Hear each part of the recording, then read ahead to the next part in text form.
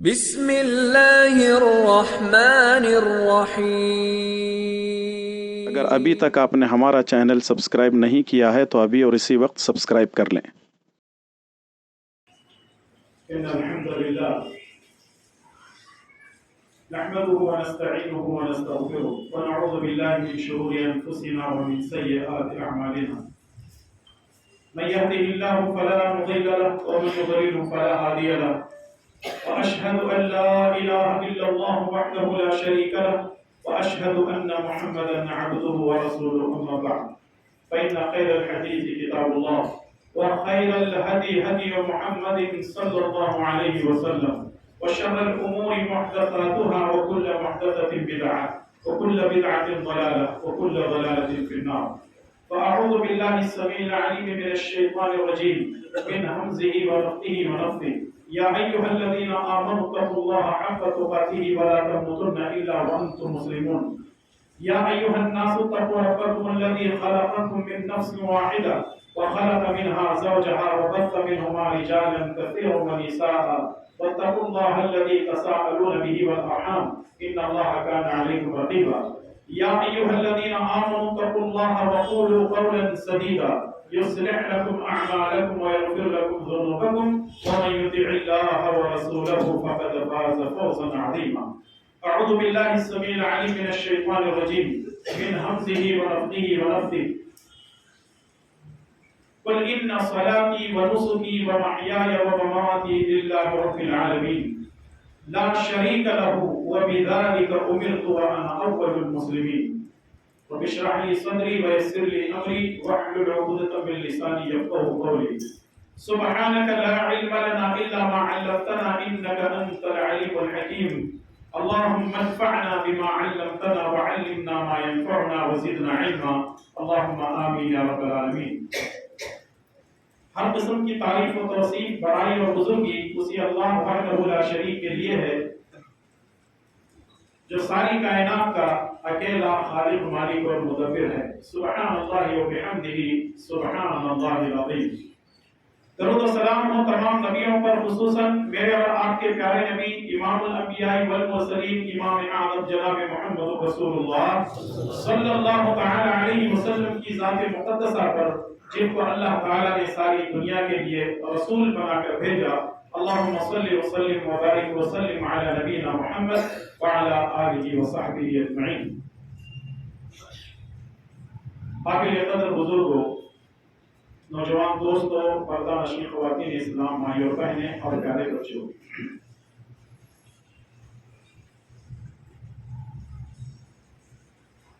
جانور ذبح کرنے کی حکمیں اور اس کے احکام، اس موضوع پر کچھ باتیں کتاب و سنت کی روشنی میں آپ کی خدمت میں پیش کرنے کی میں کوشش کروں گا. اللہ تعالیٰ سے دعا کیجیے کہ رب العالمین مجھے اور آپ تمام کو، ہر مسلمان کو اللہ اور اس کے رسول صلی اللہ علیہ وسلم کی تعلیمات پر اپنی زندگی گزارنے کی توفیق نصیب فرمائے. آمین. سب سے پہلے تو قرآن کریم کی 2 آیتیں آپ کی خدمت میں پیش کیے دیتا ہوں کہ جانور اللہ تعالیٰ کے نام پر قربان کرنا چاہیے، جیسا کہ اللہ تعالیٰ نے پیارے نبی صلی اللہ علیہ وسلم کو اس کا حکم کیا. سورہ انعام کی آیت نمبر 162 اور 63 میں اللہ تعالیٰ نے فرمایا قل ان صلاتی ونسکی ومحیایا ومماتی للہ رب العالمین. قل اے نبی صلی اللہ علیہ وسلم آپ کہہ دیجئے ان صلاتی بے شک میری نماز، ونسکی اور میری قربانی، ومحیایا ومماتی میرا جینا اور میرا مرنا، للہ رب العالمین اللہ رب العالمین کے لیے ہے. اس آیت کریمہ میں اللہ تبارک و تعالیٰ نے نبی کی زبان سے کہلوایا کہ آپ کہیے کہ نماز اور میری قربانی اللہ کے لیے ہے. دوسری جگہ جو کہ قرآن کریم کی سب سے چھوٹی سورت کہلاتی ہے، سورۃ الکوثر کی دوسری آیت، اللہ تعالیٰ نے فرمایا بسم اللہ الرحمن الرحیم انا اعطیناک الکوثر فصل لربک وانحر، بس اپنے رب کے لیے نماز پڑھیے، وانحر اور قربانی کیجیے۔ قربانی کے لیے اللہ تبارک و تعالی نے قرآن کریم کے اندر اور پیارے نبی صلی اللہ علیہ وسلم نے الگ الگ نام لیے ہیں۔ ایک اس کا نام ہے اضحیہ، دوسرا اس کا نام ہے نسک، اور تیسرا نام ہے نحر۔ یہ سارے نام عربی میں قربانی کے لیے استعمال کیے جاتے ہیں۔ قرآن کریم کی ان دو آیتوں سے یہ بات معلوم ہوتی ہے کہ انسان کو قربانی کرنا چاہیے، جانور کو اللہ کے نام پر ذبح کرنا چاہیے، اور اس میں کسی بھی امام کا اور کسی بھی مولوی کا، عالم کا کوئی اختلاف نہیں ہے، کیونکہ یہ قرآن کریم کی آیتیں ہیں، اور پیارے نبی جناب محمد رسول اللہ صلی اللہ علیہ وسلم نے اللہ کے نام پر کئی جانوروں کو ذبح کیا ہے، قربان کیا ہے۔ لیکن جانور ذبح کرنے کے اعتبار سے اس کی دو قسمیں ہیں۔ جانور کو ذبح کرنے کے اعتبار سے اس کی دو قسمیں ہیں، ایک ہے جائز جو کہ حلال ہے، اور دوسری قسم جو کہ ناجائز ہے، حرام بھی ہے، اور کبھی کبھی یہ مسئلہ شرک تک پہنچ جاتا ہے۔ اب جو جائز ہے، جانور ذبح کرنا جائز ہے، اس کی تین قسمیں۔ پہلی قسم یہ ہے جیسے عقیقہ ہے، عقیقے کے لیے جانور قربان کیا جاتا ہے، یا پھر بقرعید کے مہینے میں قربانی کے جانور کو ذبح کیا جاتا ہے، یا تیسرے نمبر پر جو حاجی ہیں وہ جب حج پہ جاتے ہیں تو قربانی کرتے ہیں۔ پہلے نمبر پر جو قربانی کی جاتی ہے یہ حضرت ابراہیم علیہ السلام کی یادگار اور پیارے نبی جناب محمد رسول اللہ صلی اللہ علیہ وسلم کی سنت ہے، جو ہم ہر سال قربانی کرتے ہیں۔ دوسرے ہیں عقیقے میں جانور کو قربان کرنا، عقیقے میں جانور کو ذبح کرنا۔ جب کسی کے گھر میں لڑکا یا لڑکی اولاد پیدا ہوتی ہے، اگر لڑکا ہے تو دو جانور ہیں، یعنی دو دمبے ہیں، اور اگر لڑکی ہے تو ایک ہے، اور یہ 7ویں دن کرنا افضل ہے، 14ویں دن یا 21ویں دن کر سکتے ہیں، علماء کرام کے فتوے ہیں۔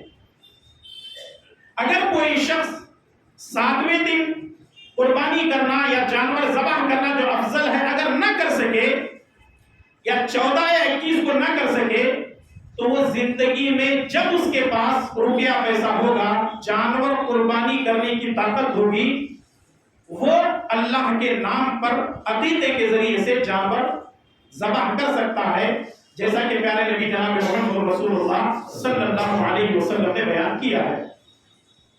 اگر کوئی شخص لڑکی کے طرف سے ایک جانور قربان کر رہا ہے، ذبح کر رہا ہے، تو یہ تو سنت ہے، لیکن لڑکے کے طرف سے دو دمبے، دو جانور کا حکم ہے، لیکن اگر اس کی دو کی استطاعت نہیں ہے، طاقت نہیں ہے، تو وہ ایک بھی کر سکتا ہے، جیسا کہ سنن ابو داؤد کے اندر ہے کہ اللہ کے نبی صلی اللہ علیہ وسلم نے اس کی اجازت دی ہے۔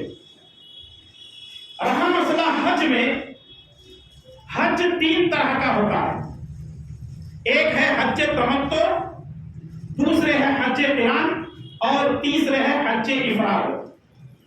حج افراد میں جانور کی قربانی نہیں ہے، اور اس کو ہدی کہتے ہیں، عربی میں اس کو نسک کہا جاتا ہے، جیسا کہ میں نے جو آیت پڑھی تھی سورہ انعام کی، قُلْ إِنَّ صَلَاتِي وَنُسُكِي، یہ نسک کہلاتا ہے، اور یہ صرف 2 ہی حج میں قربانی کرنا پیارے نبی صلی اللہ علیہ وسلم سے ثابت ہے، ایک ہے حج قران میں اور دوسرے ہے حج تمتع میں، لیکن حج افراد میں قربانی نہیں ہے، یعنی قربانی دینے کی ضرورت نہیں ہے۔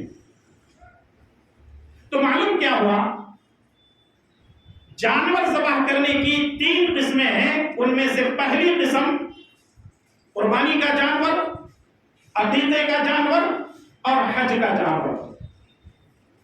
جو جائز قربانی ہے اس کی دوسری قسم وہ ہے مہمان کے لیے جانور ذبح کرنا. اگر کوئی اپنے گھر میں مہمان آتے ہیں تو اس کے لیے جانور ذبح کرنا، یا پھر عقیق میں چاہے ولیمے میں جانور کو ذبح کرنا. مہمان کے آنے پر جانور ذبح کرنا یا پھر ولیمے میں جانور کو ذبح کرنا یہ بھی جائز ہے، جیسا کہ اللہ کے پیارے نبی جناب محمد رسول اللہ صلی اللہ علیہ وسلم نے بیان فرمایا ہے. لیکن یہاں جانور سے کون سا جانور مراد ہے اس کو آپ سمجھ لیں گے تو بات سمجھ میں آئے گی. جیسے مہمان آتے ہیں، ایک آدمی کی استطاعت نہیں ہے بکرا قربانی کرنے کی، بکرا ذبح کرنے کی، یا گائے ذبح کرنے کی، یا دمبا ذبح کرنے کی، اونٹ ذبح کرنے کی، اس کی طاقت نہیں ہے تو وہ کم سے کم کیا کرے گا؟ مرغی ذبح کرے گا، مرغا ذبح کرے گا. تو ذبح کے اندر یہ چیزیں بھی آ جاتی ہیں، لیکن جہاں جو حکم ہے وہاں کریں گے. اب اگر کوئی آدمی یہ کہے کہ نہیں میں بقرعید کے مہینے میں مرغا ذبح کروں گا تو ایسے قربانی نہیں ہوگی. جہاں جو حکم ہے وہاں کریں گے. مثال کے طور پر مہمان آ رہے ہیں، آپ کے گھر میں کوئی جانور بکرا بکری نہیں ہے، دمبا نہیں ہے، اسی حالت میں اگر آپ جانور قربان کر رہے ہیں، اس میں بکری چاہے مرغی ہے یا مرغا ہے تو یہ جائز ہے. اب رہا مسئلہ ولیمے کا. ولیمے میں بھی اللہ کے نبی صلی اللہ علیہ وسلم نے جانور قربانی کرنے کا حکم دیا ہے. اب مہمان کے تعلق سے جو حکم ہے صحیح بخاری اور صحیح مسلم کی روایت ہے، رسول اللہ صلی اللہ علیہ وسلم نے فرمایا من کان یؤمن باللہ والیوم الآخر فلیکرم ضیفہ. جو اللہ پر اور آخرت کے دن پر ایمان رکھتا ہے اس کو چاہیے کہ وہ مہمان کی عزت کرے، مہمان کا اکرام کرے، مہمان کی مہمان نوازی کرے. یعنی اگر کوئی آدمی مہمان کے اکرام میں، اس کی عزت میں، اس کی مہمان نوازی میں کوئی جانور ذبح کرتا ہے تو یہ اسلام میں جائز ہے. جیسا کہ آپ دیکھیں حضرت ابراہیم علیہ السلام کے پاس 2 لوگ آئے. حضرت ابراہیم علیہ السلام کے پاس ایک بچڑا تھا، جلدی سے گئے، انہوں نے ذبح کیا، بھونا تیار کیا، لا کر کے مہمانوں کے سامنے رکھا تو مہمان کھانے کو تیار نہیں. حضرت ابراہیم علیہ السلام گھبرا گئے، میں نے تو جانور ذبح کیا ہے مہمانوں کے لیے اور ان کے سامنے میں نے جو ہے بھون کر کے رکھا ہے، آخر کھانے کو تیار کیوں نہیں، آپ کھاتے کیوں نہیں؟ تو ان دونوں نے کہا ہم انسان نہیں ہیں، انسان کے روپ میں اللہ نے ہم کو بھیجا ہے، ہم اللہ کی طرف سے دونوں فرشتے ہیں. تو اس سے کئی ایک باتیں معلوم ہوتی ہیں. ایک بات یہ معلوم ہوئی کہ فرشتوں کو اللہ تعالیٰ انسان کی شکل میں بھی بھیج سکتا ہے. دوسری چیز یہ معلوم ہوئی کہ مہمانوں کے لیے جانور کو ذبح کیا جا سکتا ہے، لیکن اس میں نام اللہ کا ہی لیا جائے گا. بسم اللہ واللہ اکبر پڑھیں گے، جیسا کہ رسول اللہ صلی اللہ علیہ وسلم سے ثابت ہے. اور تیسری چیز یہ معلوم ہوئی کہ نبیوں کو غیب کا علم نہیں ہوتا. جیسے لوگوں نے مشہور کر دیا ہے کہ انبیاء علیہ السلام کو غیب کا علم ہوتا ہے. اگر ابراہیم علیہ السلام کو غیب کا علم ہوتا تو حضرت ابراہیم علیہ السلام وہاں جانور ذبح نہیں کرتے. اور ہمارے یہاں مہمان نوازی دن بدن بوجھ بنتی جا رہی ہے. مہمان رحمت بن کر آتا ہے. میں نے کسی کو کہتے ہوئے سنا تھا، بڑا افسوس اور جملہ دہراتے میں بھی افسوس ہوتا ہے. کہتے ہیں کہ پہلے دن کا مہمان، دوسرے دن کا شیطان، تیسرے دن کا حیوان. یعنی مہمانوں کو لوگ حیوان بنا رہے ہیں اور آج مہمان لوگوں کے لیے بوجھ بن رہے ہیں، جبکہ معلوم ہونا چاہیے کہ رسول اللہ صلی اللہ علیہ وسلم نے فرمایا مہمان ہمارے گھروں میں رحمت لے کر آتے ہیں. اور دیکھ لیں جو لوگوں کے گھروں میں مہمان آتے رہتے ہیں، ایک تو مہمان بھی اس گھر سے خوش ہو کر کے کھا کر جاتے ہیں، اور دوسرے یہ ہے کہ خود کو بھی اچھا خاصا کھانے کو مل جاتا ہے اور اللہ تبارک و تعالیٰ جو ہے رحمت کا معاملہ کرتا ہے. اور اس طریقے سے ہمارے گھروں کے اندر رحمتیں نازل ہوتی ہیں. اب رہا مسئلہ ولیمے کا. صحیح بخاری اور صحیح مسلم کی روایت، عبد الرحمن بن عوف رضی اللہ تعالیٰ عنہ رسول اللہ صلی اللہ علیہ وسلم کی خدمت میں آئے. ان کے کپڑے پر کچھ پیلا پن نظر آیا تو پوچھا عبد الرحمن یہ تمہارے کپڑے پہ زردی پیلاپن کیا ہے؟ تو انہوں نے کہا اللہ کے نبی صلی اللہ علیہ وسلم میں نے نکاح کیا. تو نبی صلی اللہ علیہ وسلم نے پوچھا کیا تم نے ولیمہ کیا؟ انہوں نے کہا نہیں. تو رسول اللہ صلی اللہ علیہ وسلم نے فرمایا اولم ولو بشات، ولیمہ کرو اگرچہ کہ بکری کا ایک بچہ ہی کیوں نہ ہو. ہمارے یہاں جو ولیمہ کیا جاتا ہے اور عربوں کے پاس جو ولیمہ کیا جاتا ہے اس میں زمین اور آسمان کا فرق ہے. ہمارے یہاں ایک بکرا یا 2 بکرے ذبح کرتے ہیں، عربوں کے پاس 100 150 200 بکرے وہ ذبح کرتے ہیں، کیونکہ وہاں مندی چلتی ہے اور ہمارے یہاں دوسرے پکوان چلتے ہیں. تو وہ لوگ آج بھی مشہور ہیں مہمان نوازی کرنے میں. عربوں کو آپ دیکھیں گے تو مہمان نوازی کرنے میں اس وقت سے لے کر آج بھی وہ مہمان نوازی کرنے میں مشہور ہیں. تو معلوم کیا ہوا، جانور قربانی کرنے کی 3 قسمیں ہیں. پہلی قسم یہ ہے، اس کی 3 قسموں میں سے جیسے قربانی کے لیے یا عقیقے کے لیے یا حج میں جانور ذبح کیا جاتا ہے، اس کی دوسری قسم ہے مہمانوں کے لیے یا پھر ولیمے کے لیے، اور تیسری قسم ہے کھانے اور بیچنے کے لیے. یعنی اگر کوئی آدمی خود ہی ذبح کر کے اپنے لیے جانور کے گوشت کو اسٹاک کر لیتا ہے یا جانور ذبح کرتا ہے اور اس کو بیچتا ہے تو یہ بھی جائز ہے. اس کی دلیل کیا ہے؟ اللہ تبارک و تعالیٰ نے سورہ یاسین کی 72 میں ارشاد فرمایا وَذَلَّلْنَا لَهُمْ فَمِنْهَا رُكُوبُهُمْ وَمِنْهَا يَأْكُلُونَ. ہم نے جانوروں کو انسان کے تابع کر دیا ہے. تو یہ انسان کرتا کیا ہے؟ سواری کے لیے بھی استعمال کرتا ہے اور کھانے کے لیے بھی استعمال کرتا ہے. تو معلوم کیا ہوا، جانور ذبح کرنے کی 3 قسمیں ہوئی اور یہ تینوں قسمیں آپ کے سامنے لگاتار دلائل کے ذریعے سے پیش کی جا چکی ہیں.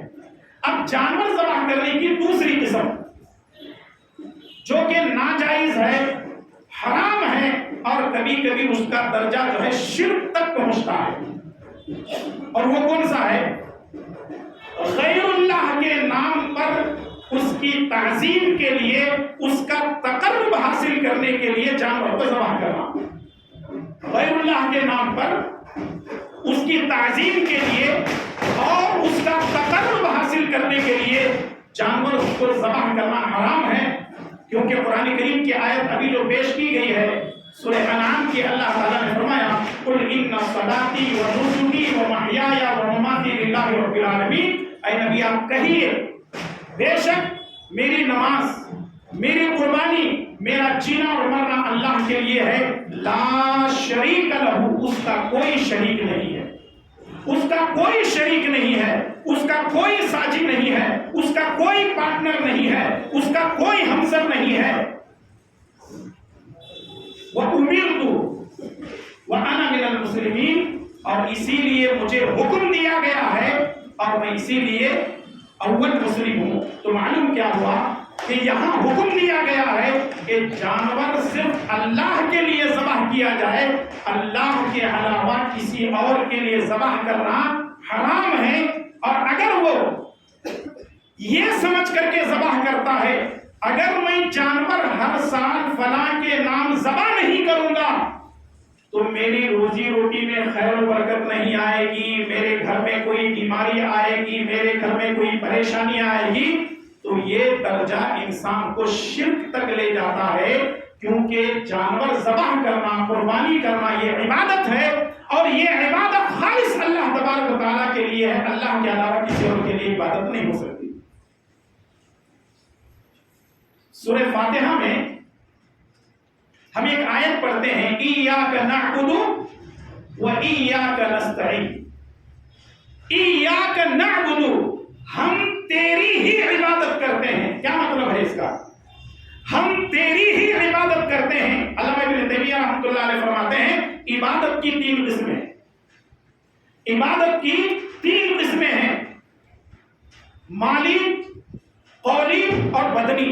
مالی مطلب مال کے اعتبار سے عبادت، یعنی جیسے قربانی ہم کرتے ہیں. قولی، زبان سے کہہ کر کے اللہ کی عبادت کرنا، جیسے کہ نماز میں ہم پڑھتے ہیں. اور بدنی، بدن کے اعتبار سے عبادت کرنا، جیسے نماز ہے، روزہ ہے، حج ہے، یہ سارے بدن سے جو ہے ہماری عبادتیں ہوتے ہیں.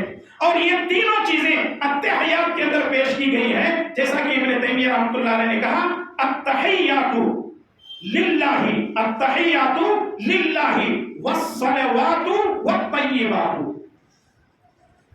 یہاں ایک چیز کی اصلاح کرنا چاہوں گا، وہ یہ ہے لوگ التحیات نہیں پڑھتے ہیں، التحیات یہ غلط ہے. جیسے ہم لوگ باتوں میں بھی بولتے ہیں کہ جو ہے پہلے التحیات پڑھنا پھر اس کے بعد نہیں، الفاظ اس کے سنیں، غور کریں، اس کو یاد رکھیں. التحیات للہ، ہماری زندگی کے تمام آداب اللہ تعالیٰ کے لیے ہیں. والصلوات، تمام نمازیں، تمام عبادتیں. والطیبات، اور تمام پاکیزہ اور حلال چیزیں اللہ تبارک و تعالیٰ کے لیے ہیں. تو معلوم کیا ہوا؟ مالی عبادت اللہ کے لیے، قولی عبادت اللہ کے لیے، بدنی عبادت اللہ تبارک و تعالیٰ کے لیے ہے. تو اس لیے یہ بات جان لینی چاہیے کہ ہماری زندگی کا ہر عمل خالص اللہ تبارک و تعالیٰ کے لیے ہونا چاہیے اور اللہ کی رضا کی خاطر ہونا چاہیے. جب یہ دونوں چیزیں جمع ہو جائیں گی تو تب اللہ تبارک و تعالیٰ بندے کی تمام عبادتوں کو قبول کرتا ہے. لیکن آئیے قرآن کریم کے اندر اللہ تبارک و تعالیٰ نے حصر کے سیدے کے ساتھ 4 چیزوں کو حرام قرار دیا ہے. یعنی اس کا کھانا حرام، اس کا پینا حرام، اور اس کی تجارت کرنا حرام، اس کا لینا دینا، تمام چیزیں حرام ہیں. اور یہ جو آیتیں ہیں قرآن کریم میں 3 مقامات پر ہیں، معنی اور مفہوم کے اعتبار سے یہ تینوں ایک ہی ہیں. اور وہ ہے سورہ بقرہ کی آیت نمبر 173 173، اور دوسرے ہے سورہ مائدہ کی آیت نمبر 3، اور تیسرے ہے سورہ نحل کی آیت نمبر 115. اللہ تبارک و تعالیٰ نے سورہ بقرہ کے اندر فرمایا انما حرم علیکم المیتۃ والدم ولحم الخنزیر وما اہل به لغیر اللہ ومن اضطر غیر باغ ولا عاد فلا اثم علیہ. اللہ تبارک و تعالیٰ نے فرمایا کہ 4 چیزیں حرام ہیں. اس کا مطلب یہ نہیں ہے کہ یہ صرف 4 ہی چیزیں حرام ہیں، اس کے علاوہ بھی اور چیزیں حرام ہیں. لیکن اس آیت کے اندر یا 3 جگہوں پر اللہ تبارک و تعالیٰ نے 4 چیزوں کو حرام قرار دیا. انما حرم علیکم المیتہ، مردار حرام ہے. مثال کے طور پر ایک جانور لے کر آئے، آپ بکری لے کر آئے یا اونٹ لے کر آئے یا گائے لے کر آئے، آپ نے اس کو باندھ دیا، رات میں اس کے گلے کی رسی پھندا بن کر کے وہ جانور مر گیا تو وہ حرام ہے. ہاں اگر تھوڑی بہت جان باقی ہے، بسم اللہ اللہ اکبر بولتے تو وہ حلال ہے. لیکن پوری طرح اس کے اندر سے جان نکل چکی ہے، پھندا پھنس کر کے یا کسی ذریعے سے وہ مر چکا ہے، وہ جانور حلال تھا اس وقت تک جب تک وہ زندہ تھا. جب وہ مر گیا تو وہ جانور حرام ہو جائے گا. پہلے نمبر پر جانور، اور دوسرے نمبر پر وہ دم، خون حرام ہے. چاہے وہ خون بہتا ہو، چاہے وہ خون جمع ہوا ہو، چاہے وہ اس کے الگ الگ ڈش بنا کر کے کیوں نہ بنا کر کے کھائے جا رہے ہوں، حرام ہے. اس کی تجارت کرنا، اس کا بیچنا بھی حرام ہے. والدم انما حرم علیکم المیتۃ والدم ولحم الخنزیر. تیسرے نمبر پر ہے سور کا گوشت. اس کی تجارت اسلام میں جائز نہیں ہے. اور چوتھا اور آخری جو حکم ہے وہ ہے وما اہل به لغیر اللہ، جو غیر اللہ کے نام پر جانور ذبح کیا جائے، غیر اللہ کے نام پر جانور ذبح کیا جائے یہ بھی حرام ہے. اب غیر اللہ میں جو جانور ذبح کیا جاتا ہے، میرے اس خطبے سے اصل ریلیٹڈ یہ آیت ہے. اب اس کو سمجھنے کی کوشش کرتے ہیں، غیر اللہ کے نام پر ذبح کرنے والا جانور حرام کیوں ہے؟ پہلی بات تو یہ ہے کہ آپ ایک جانور کو ذبح کر رہے ہیں، اللہ کا نام نہیں لے رہے ہیں، بلکہ فلاں کی طرف منسوب کر کے آپ جانور، مثال کے طور پر اگر کوئی آدمی یہ کہتا ہے کہ میں شیخ عبد القادر جیلانی رحمۃ اللہ علیہ کے نام پر جانور ذبح کر رہا ہوں، وہ بسم اللہ اللہ اکبر بھی بول رہا ہے، ساتھ میں نام بھی لے رہا ہے، ایسا جانور کھانا حرام ہے، اس کا گوشت حرام ہے، اس کی دعوت حرام ہے، یہاں تک کہ وہ عمل شرک ہے. دوسری چیز یہ ہے کہ ایک آدمی جانور پر نام تو لے رہا ہے بسم اللہ اللہ اکبر، لیکن اس کی جانور سے زیادہ اللہ تبارک و تعالیٰ اس کے دل کی کیفیت کو دیکھتا ہے. جیسا کہ سورہ حج کی آیت نمبر 37 میں اللہ تبارک و تعالیٰ نے فرمایا لَن يَنَالَ اللَّهَ لُحُومُهَا وَلَا دِمَاؤُهَا وَلَكِنْ يَنَالُهُ التَّقْوَىٰ مِنكُمْ. اللہ تبارک و تعالیٰ کو تمہارے جانور کا خون اور گوشت نہیں پہنچتا، بلکہ اللہ تعالیٰ تمہارے تقویٰ کو دیکھتا ہے، تمہارے دلوں کو دیکھتا ہے. تو اس کا مطلب یہ ہے اگر کوئی آدمی ربیع الثانی کے مہینے میں 11 تاریخ کو جانور ذبح کر رہا ہے اور جانور پر کیا بول کر کے ذبح کر رہا ہے؟ بسم اللہ اللہ اکبر، اور لوگ یہ سمجھ کر کے کھا لیتے ہیں کہ یہ حلال ہے، چونکہ نیت اللہ دیکھتا ہے اور شیخ عبد القادر جیلانی رحمۃ اللہ علیہ کو خوش کرنے کے لیے کیا جا رہا ہے، تو ایسا جانور، اس کا گوشت کھانا، اس کی دعوت میں شریک ہونا حرام ہے. اور صحیح مسلم اور مسند احمد کی وہ حدیث بھی یاد رکھیں، ان اللہ لا ينظر الى صورکم واموالکم ولكن ينظر الى قلوبکم واعمالکم. اللہ تبارک و تعالیٰ تمہاری شکل و صورتوں کو نہیں دیکھتا، تمہارے مالوں کو نہیں دیکھتا، اللہ تعالیٰ تمہارے دلوں کی کیفیتوں کو اور تمہارے عملوں کو دیکھتا ہے. قرآن کریم کی اس آیت اور حدیث سے یہ بات معلوم ہوتی ہے کہ اللہ تبارک و تعالیٰ ہماری نیتوں کو دیکھتا ہے، ہمارے دلوں کو دیکھتا ہے، ہمارے دل کی کیفیتوں کو دیکھتا ہے. تو اس لیے انسان کو چاہیے کہ اگر کوئی جانور ذبح کر رہا ہے تو وہ خالص اللہ کے لیے ذبح کرے، ویسا جانور اللہ تعالیٰ کے پاس قابل قبول ہوگا. لیکن اگر کوئی آدمی جو ہے ویسا جانور قبول جو ہے ذبح نہیں کرتا ہے بلکہ کسی اور کے نام پر ذبح کرتا ہے، یا ذبح کرنے کے وقت میں بسم اللہ اللہ اکبر تو بول رہا ہے لیکن ساتھ میں وہ غیر اللہ کے نیت جو ہے اپنے دل میں کیا ہوا ہے، ایسی قربانی بھی یا ایسا جانور بھی اللہ تعالیٰ کے نام پر نہیں ہوگا. یہ تو رہے وہ احکامات جو میں نے آپ کے سامنے پیش کیے. خلاصہ اس کا یہ ہے کہ اللہ کے نام پر جانور قربانی کرنے کی 2 قسمیں ہیں. پہلی قسم جائز ہے، اس میں سے پہلے نمبر پر قربانی ہے، عقیقہ ہے اور حج کے لیے، دوسرے مہمانوں کے لیے ہے اور ولیمے کے لیے، تیسرے ہے کہ آدمی خود اپنے لیے جانور ذبح کرے یا پھر تجارت کے لیے جانور کو ذبح کرے. لیکن یاد رہے ان تینوں قسم میں نام کس کا لیا جائے گا؟ اللہ کا نام لیا جائے گا، نیت بھی اللہ کی ہوگی. اور دوسری جو کہ ناجائز ہے، حرام ہے اور شرک ہے، اس کی قسمیں بھی آپ کے سامنے آ چکی ہیں. اب آئیے اصل بات پر آتے ہیں. اگر آپ نے یہ تمام چیزیں سمجھ لی ہیں، اصل بات کیا ہے؟ اسی مہینے کی 11 تاریخ کو، ربیع الثانی کی 11 تاریخ کو، اور مولویوں نے تھوڑا سا اس کو ڈھیل دے دی ہے، رسی تھوڑی سی ڈھیلی کر دی ہے.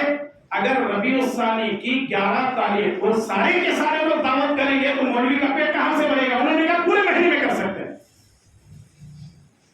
اور اس سے بڑی بات ہے، اور ایک نیا فتویٰ پیٹ پالو مولویوں نے دیا ہے، وہ یہ ہے کہ ہر مہینے کی 11 تاریخ کو آپ 11ویں کر لو، آپ کی 11ویں ہو جائے گی. لیکن آپ کو معلوم ہونا چاہیے کہ اصل 11ویں کب ہوتی ہے معلوم ہے؟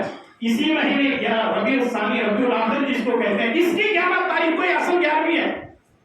باقی سب جو 11ویں ہے وہ علماء کے فتوے ہیں، ان کے اعتبار سے کہہ رہا ہوں میں، ہمارے اعتبار سے قرآن و سنت میں اس کا کوئی حکم نہیں ہے. اب رہا مسئلہ یہ، شیخ عبد القادر جیلانی رحمۃ اللہ علیہ کون ہے؟ شیخ عبد القادر جیلانی رحمۃ اللہ علیہ یہ 5ویں یا 6ویں صدی ہجری میں پیدا ہوتے ہیں، یعنی رسول اللہ صلی اللہ علیہ وسلم کے 500 سال کے بعد دنیا میں آتے ہیں. اور آپ کو معلوم ہونا چاہیے کہ شیخ عبد القادر جیلانی رحمۃ اللہ علیہ متقی، پرہیزگار، اللہ تعالیٰ کے نیک بندی اور نیک ولی رہ چکے ہیں، اپنے وقت کے امام رہ چکے ہیں، اپنے وقت کے عالم دین رہ چکے ہیں. اللہ تبارک و تعالیٰ نے بہت ساری خوبیوں سے شیخ عبد القادر جیلانی رحمۃ اللہ علیہ کو نوازا تھا. اور آپ کو یہ بھی معلوم ہونا چاہیے کہ شیخ عبد القادر جیلانی رحمۃ اللہ علیہ نے کئی کتابیں لکھی ہیں، ان میں سے جو مشہور کتاب ہے وہ ہے غنیۃ الطالبین.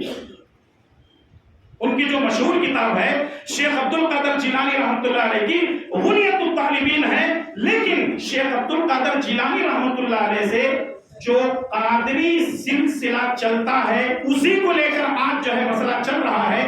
اور آپ کو معلوم ہونا چاہیے کہ یہ سلسلے صوفیوں کے ہیں، قادریہ، चिश्तिया, सहरवर्दिया और पता नहीं कौन कौन से हैं, याद करके आता भूल गया और दो। ये जो 5 हैं बड़े मशहूर हैं, लेकिन जो कादरी सिलसिला चल रहा है वो शेख अब्दुल कादर जिलानी रहमतुल्लाह अलैह के नाम पर चलता है। आपको मालूम होना चाहिए शेख अब्दुल कादर जिलानी रहमतुल्लाह अलैह के बहुत सारे नाम हैं।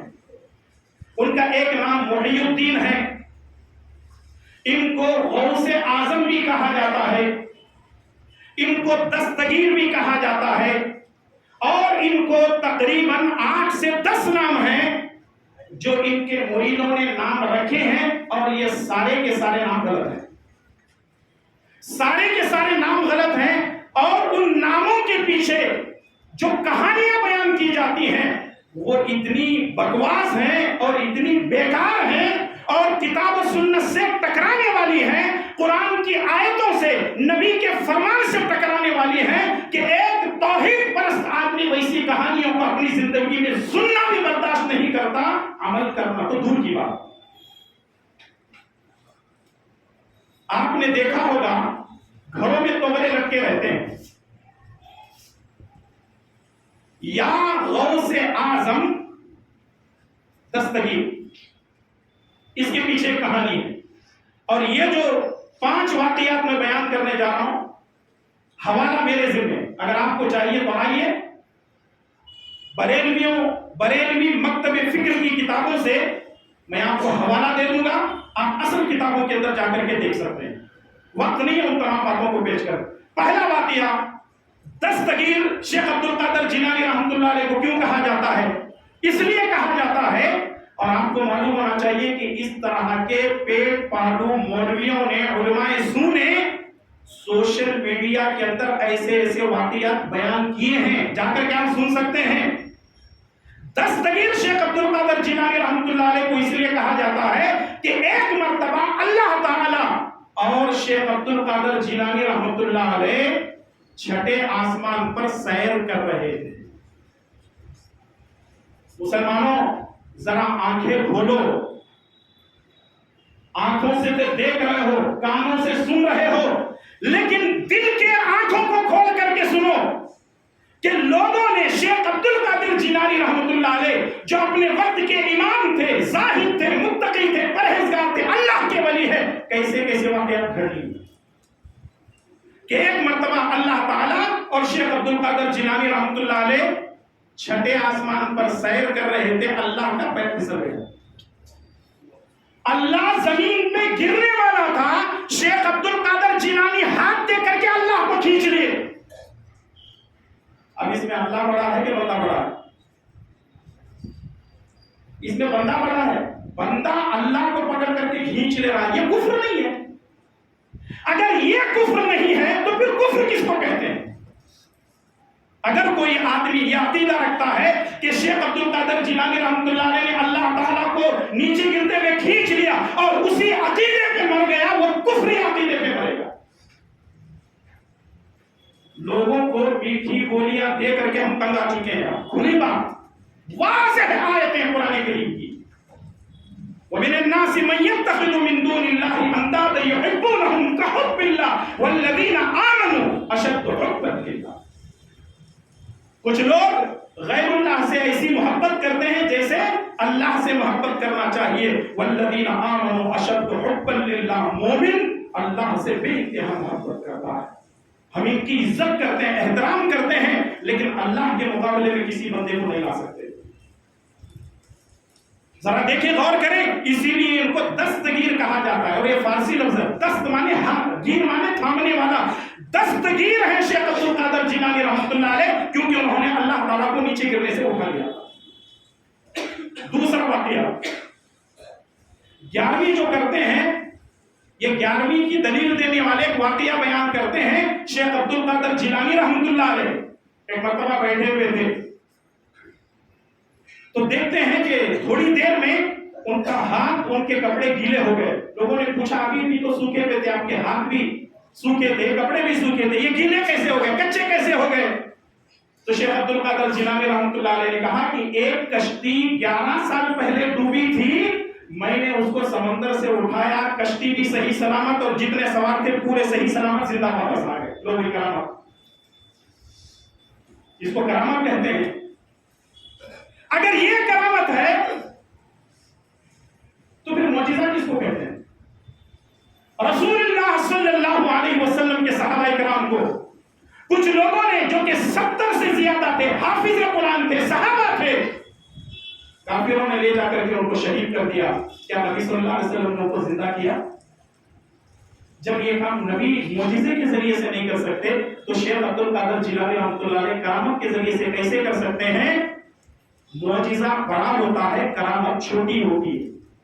معجزہ نبیوں سے رونما ہوتا ہے اور کرامت کسی ولی سے ہوتی ہے، لیکن انہوں نے نبی کو بھی پیچھے چھوڑ دیا کہ انہوں نے جو ہے 11 سال ڈوبی ہوئی کشتی کو اور لوگوں کو صحیح سلامت واپس. یہ بھی ایک جو ہے من گھڑت قصہ ہے، کہانی ہے، موضوع کی بات ہے. تیسری چیز یہ ہے کہ شیخ عبد القادر جیلانی رحمۃ اللہ علیہ کے پاس ایک عورت آئی، کہنے لگی کہ مجھے پتا چلا ہے لوح محفوظ میں میری کوئی اولاد نہیں. تو شیخ عبد القادر جیلانی رحمۃ اللہ علیہ نے لوح محفوظ کے اندر جھانک کر کے دیکھا، اس اولاد کو اور اس عورت کو اولاد نہیں ہے، وہاں لکھ دیا تجھے لڑکا ہوگا، چند سالوں کے بعد لڑکا ہوگا. یہ کون کر سکتے ہیں؟ جب رسول اللہ صلی اللہ علیہ وسلم کو بیٹیاں پیدا ہوئی، مکے والے ستانے لگے، چھیڑنے لگے، دیکھو اس کو خالی بیٹیاں ہو رہی ہیں، بیٹے نہیں ہو رہے ہیں. نبی صلی اللہ علیہ وسلم لوح محفوظ میں جا کے چینج کر دیا ہے، بدل گیا ہے نہیں. تو پھر شیخ عبد القادر جیلانی رحمۃ اللہ علیہ جا رہے ہیں تو نبی سے زیادہ، پیارے نبی سے زیادہ کس کی چلتی ہے؟ شیخ عبد القادر جیلانی رحمۃ اللہ علیہ کی چلتی ہے. اللہ اکبر. میرے بھائی اور دوستوں، کیسی کفریاں باتیں ہو رہی.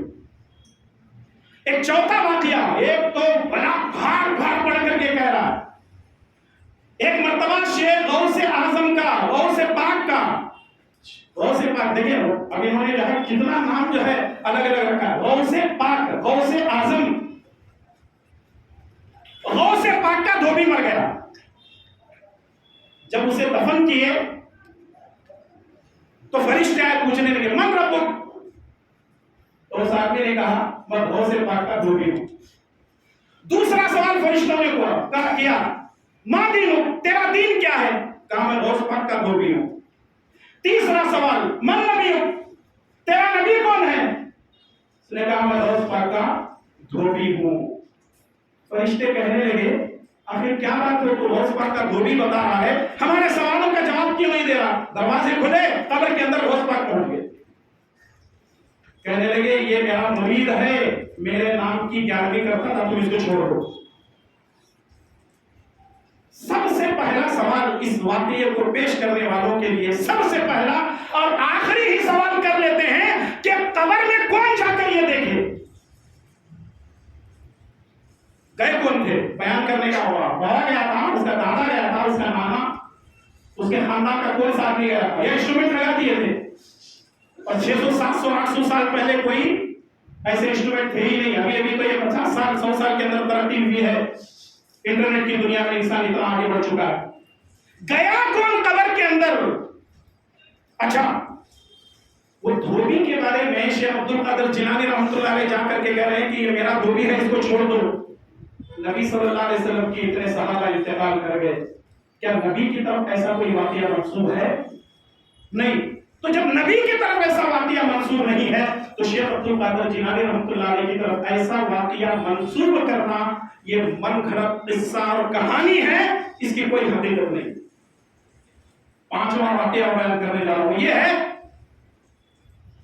باقاعدہ کتابوں میں لکھا ہوا ہے اور آپ کو فیس بک پر یا یوٹیوب پر ایسے ویڈیوز مل جائیں گے، انسٹاگرام سوشل میڈیا کہہ لیا گیا، ایسے واقعات ملیں گے. ایک مولوی کیا ہے، وہ پیٹ پالو ہے اور اس کو علم ہے ہی نہیں کتاب و سنت کا، کہہ رہا ہے کہ پہلے لوگ جب شیخ عبد القادر جیلانی رحمۃ اللہ علیہ کا نام بغیر وضو کے لیتے تھے تو مر جاتے تھے.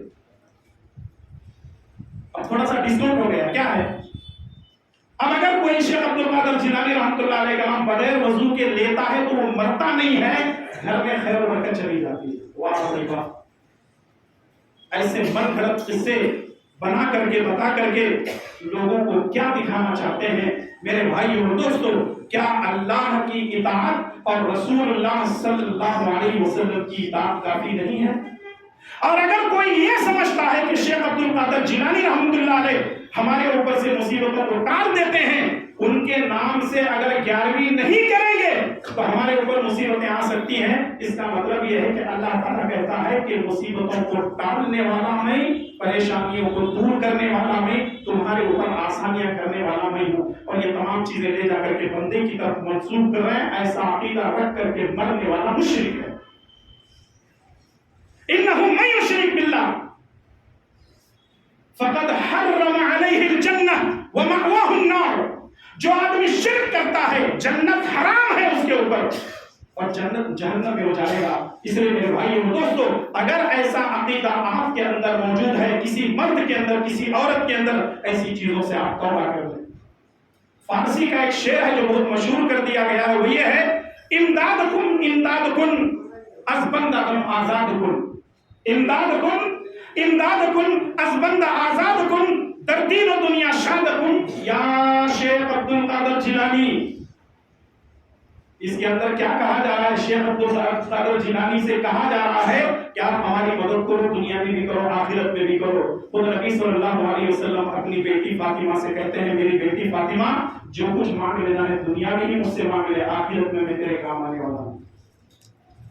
اور یہاں مریدوں سے کہا جا رہا ہے کہ مریدوں، شیخ عبد القادر جیلانی رحمۃ اللہ علیہ کے نام پر ربیع الثانی کے مہینے میں 11 تاریخ کو قربانی کر لو.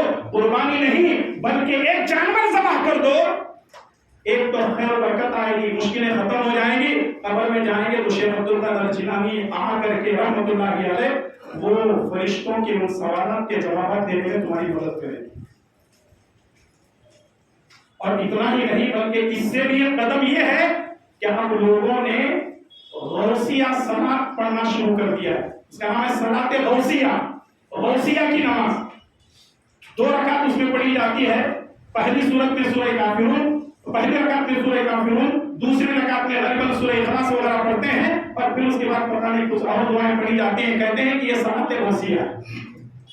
دین کا مکمل ہوا 1400 سال پہلے. 600 سال کے بعد اللہ کے ایک ولی پیدا ہوتے ہیں، ان کے نام پر نماز پڑھی جا رہی ہے. تو آپ اندازہ لگائیں کہ ان صوفیوں نے، ان پیٹ پارو مولویوں نے، ان علماء سو نے دین کا کتنا بیڑا غرق کر دیا ہے. ان حالات میں ہمیں چاہیے کہ ہم اللہ تبارک و تعالیٰ کے نام پر قربانی کریں. خلاصہ کلام کیا ہے؟ آج کے خطبے کا خلاصہ یہ ہے کہ ہماری قربانی خالص اللہ کے لیے ہونا چاہیے. ہم جو بھی جانور ذبح کریں اس کے نام پر اللہ تبارک و تعالیٰ کا نام لیا جائے. اور اگر آپ نے ایسا کام کیا ہے، ظاہر ہے جتنے بیٹھے ہیں میں سمجھتا ہوں 50% لوگ ہیں جو گیارہویں کیے ہوں گے، غیر اللہ کے نام پر ذبح کیے ہوں گے. میں گزارش کرتا ہوں کہ توبہ کرو اور اس مجلس سے اٹھنے سے پہلے استغفار کر کے اٹھو تاکہ اللہ تبارک و تعالیٰ ہمارے گناہوں کو معاف کرے. جو معلوم نہیں تھا کر لیے، اللہ تعالیٰ شرک جیسے گناہ کو بھی معاف کر دیتا ہے، تو اس لیے معافی طلب کرے. یہاں ایک اور مسئلے کی وضاحت کرتے ہوئے جو میں ضروری سمجھتا ہوں، ذرا اس کو بھی آپ سمجھ لیں. ہر دعوت نہیں ہوتی، ہر دعوت نہیں ہوتی. کچھ لوگ دعوت دیتے ہیں، کیا کہتے ہیں اس کو، گھر کے جو پلر وغیرہ ڈالتے ہیں اس وقت ایک جانور ذبح کرتے ہیں. جب گھر تیار ہو جاتا ہے تو گھر تیار ہونے کے بعد گھر کی اوپننگ میں بھی جانور ذبح کرتے ہیں. اگر اللہ کے نام کے ساتھ اور لوگوں کو اللہ کی خاطر دعوت کھلانے کے نام پر اگر دعوت کی جاتی ہے تو جائز ہے. لیکن اگر یہ نیت ہے کہ اس زمین پر، اس ایریے میں کوئی جنات رہتے ہیں، شیاطین رہتے ہیں، ان کے شر سے بچنے کے لیے میں یہ جانور ذبح کیا کر رہا ہوں، اور لوگ ایسا کرتے ہیں. غیر مسلموں کی بات نہیں کر رہا ہوں، مسلمانوں کی بات کر رہا ہوں. اور میرے سے زیادہ پبلک میں رہتے ہیں، معاشرے میں رہتے ہیں، آپ جانتے ہیں. اگر میں جانور ذبح، جیسے ہم لوگ بولتے ہیں نا آگ لے رہا، وہ گھر میں کوئی مشکل ہے، کھڑے کھڑے ہنڈے گر رہے ہیں، کھڑے کھڑے آدمیاں گر رہے ہیں، پتہ نہیں کیا کیا چیزیں ہو رہی ہیں. اس کے دماغ میں پورا کا پورا فساد بھرا ہوا، تو ہنڈیاں تو گریں گے، تیرے چھاتی پہ گریں گے پورے ہنڈیاں، اور فین بھی تم کر کے گرے گا، اور بھی بہت کچھ ہو سکتا کرتا ہے، انسان کا عقیدہ درست ہو تو اللہ کی مدد ہوتی ہے۔ جب وہ شیطانوں کو، فرشتوں کو، جنات کو اور پھر بھوت اور پریت کا عقیدہ رکھ کر کے جانور ذبح کرتا ہے، ایسا جانور ذبح کرنا حرام ہے، ایسی دعوت کھانا بھی حرام ہے۔ ہاں اگر کوئی آدمی تحدیث نعمت کے طور پر گھر کی اوپننگ کے لیے جانور ذبح کیا یا کچھ گوشت وغیرہ لے کے آیا، مرغیاں وغیرہ لے کر کے اللہ کے نام پہ ذبح کیا، بالکل جا کر کے کھا سکتے ہیں، علامہ لباس رحمۃ اللہ علیہ نے اس کی اجازت دی ہے۔ یہ تمام باتیں میں آخر میں ایک بات کہنا چاہتا ہوں، یہ ہے میرا مقصد جو ہے کسی کی گلازاری کرنا نہیں، آپ کا دل توڑنا نہیں ہے، آپ کو برا بھلا کہنا نہیں ہے، کیونکہ اس مسجد کے اندر بہت سارے مسالک کے لوگ، مختلف جماعتوں کے لوگ یہاں پر آتے ہیں، ہمارا مقصد کتاب و سنت کو پیش کرنا ہوتا ہے۔ اہل حدیث جماعت کا جو منہج ہے، اہل حدیث جماعت کا جو طریقہ کار ہے وہ یہ ہے کہ ہم بندوں کی غلامی سے نکال کر اللہ کی غلامی سے جوڑتے ہیں، ہم اللہ کے دربار سے نکال کر کے بندوں سے نہیں جوڑتے ہیں۔ تو اس لیے اللہ سے جڑ جاؤ، بندوں کی غلامی سے اپنے آپ کو بچانے کی کوشش کرو۔ اب رہا مسئلہ ہے جو جانور ذبح کیا جاتا ہے، جو دعوت کی جاتی ہے، جو دعوت میں شریک ہوتے ہیں، چاہے وہ فاتحہ کے نام پر ہو، 11ویں کے نام پر ہو، چہلم کے نام پر ہو، برسی کے نام پر ہو، 3ویں کے نام پر ہو، 10ویں کے نام پر ہو، جتنی ساری دعوتیں کی جا رہی ہیں جو غیر شرعی ہیں، یہ ساری کی ساری دعوتیں حرام ہیں۔ میرے بھائی اور دوستو، چند لقموں کی خاطر اپنے ایمان کا سودا نہ کرو، چند لقموں کی خاطر اپنے ایمان کا سودا نہ کرو۔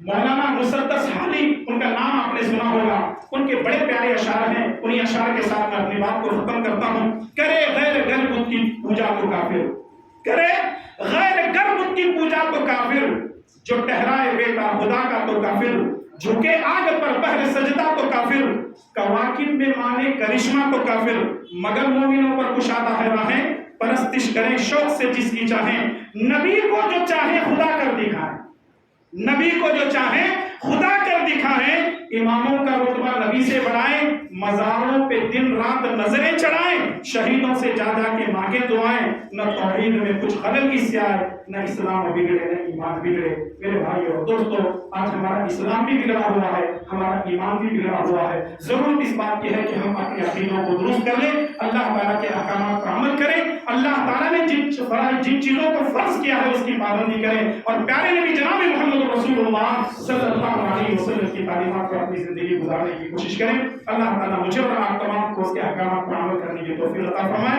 اے اللہ تبارک و تعالیٰ ہمیں تیرے نام کی قربانی دینے کی توفیق عطا فرما۔ اے اللہ عقیدہ توحید کو درست کر لینے کی توفیق عطا فرما۔ اے اللہ پیارے نبی صلی اللہ علیہ وسلم کی اطاعت کرنے کی توفیق عطا فرما۔ اے اللہ ہمیں جو بیمار ہیں ان کو شفا کاملہ عاجلہ عطا فرما، جو پریشان حال ہیں ان کی پریشانیوں کو دور فرما۔ اے اللہ تعالیٰ حلال کھانے اور حرام سے بچنے کی توفیق عطا فرما۔ اے اللہ ظالموں کے ظلم سے، حاسدوں کے حسد سے ہماری حفاظت فرما۔ ہمارے مساجد اور مدارس اور ہمارے علماء اور دعات کی حفاظت فرما۔ اے اللہ تبارک و تعالیٰ فلسطین کے مسلمانوں پر رحم فرما۔ اے اللہ فلسطین کے مسلمانوں پر رحم فرما۔ اے اللہ فلسطین کے مسلمانوں پر رحم فرما۔ اللهم انا نجعلك في نحورهم ونعوذ بك من شرورهم آمين يا رب العالمين۔ ربنا تقبل منا انك انت السميع العليم، سبحان ربك رب العزة عما يصفون، والسلام على المرسلين والحمد لله رب العالمين۔